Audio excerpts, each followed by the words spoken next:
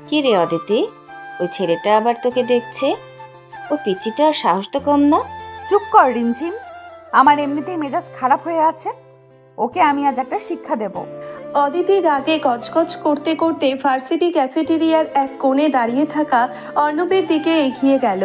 অর্ণব একদৃষ্টিতে অদিতির দিকে তাকিয়েছিল, তার চোখে এক অদ্ভুত মায়া আর অধিকার বোধ। অদিতির সামনে গিয়েই কড়া গলায় বলে উঠল, তোর সমস্যা কি রে? তুই কি পাগল হয়ে গেছিস? আমার কি সমস্যা হবে? আমি তো কিছুই করিনি। কিছুই করিসনি? তুই গত 1 ঘন্টা ধরে একটা পিলারের মতো দাঁড়িয়ে আমার দিকে তাকিয়ে আছিস। তুই কি ভাবিস আমি কিছু বুঝি না? তোর বয়স কত রে? 18, আর আমার বয়স 26। তুই আমার চেয়ে 8 বছরের ছোট একটা বাচ্চা ছেলে। তোর লজ্জা করে না আমার দিকে এভাবে তাকিয়ে থাকতে? আমি তো আপনাকে কোনো ডিস্টার্ব করিনি, আমি শুধু দেখছিলাম।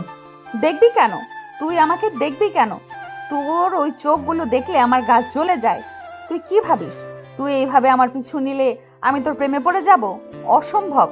তুই একটা পিচ্চি অপরিপক্ক ছেলে, তোর সাথে আমার কোনোদিনও কিছু হতে পারে না। অদিতির এমন তীক্ষ্ণ অপমানে ক্যাফেটেরিয়ার অনেকেই তাদের দিকে তাকাতে লাগলো। অর্ণবের বন্ধু তৌসিফ রেগে এগিয়ে আসতে নিলে অর্ণব হাত দিয়ে ইশারা করে তাকে থামিয়ে দিল। অর্ণবের চোখ দুটো হালকা লাল হয়ে এলেও সে ঠোঁটে একটা শান্ত হাসি ফুটিয়ে তুলল। আমি তো আপনাকে ভালোবাসতে বলিনি, আমি শুধু একটু দূর থেকে দেখতে চেয়েছি। তাতেও আপনার এত সমস্যা? হ্যাঁ সমস্যা। তুই আমার চোখের সামনে থেকে দূর হ। আর কোনোদিন যদি ভার্সিটিতে বা অন্য কোথাও আমাকে ফলো করার চেষ্টা করিস, আমি তোর নামে প্রিন্সিপালের কাছে কমপ্লেন করব। মনে রাখিস, তুই আমার জুনিয়র। তোর মতো একটা বখাটে ছেলের সাথে কথা বলতেও আমার রুচিতে বাধে।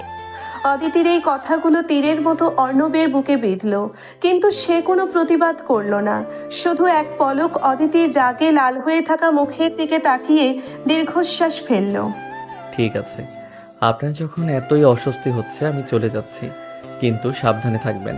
আমাকে জ্ঞান দিবি না, তুই যা এখান থেকে। অর্ণব মাথা নিচু করে সেখান থেকে চলে গেল। তৌসিফ অর্ণবের পিছু পিছু গিয়ে ভার্সিটির গেটের বাইরে তাকে ধরল। তুই কি পাগল না? এই মেয়েটা তোকে সবার সামনে এত বাজেভাবে অপমান করলো, আর তুই চুপচাপ শুনে চলে আসলি?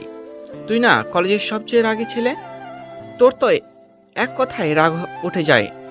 আজ কি হলো তোর? তুই বুঝবি না তৌসিফ, ওর রাগটাও আমার কাছে অনেক দামি। তুই একটা সাইকো। 26 বছরের একটা মেয়ের পেছনে 18 বছরের একটা ছেলে ঘুরছে, এটা মানা যায়?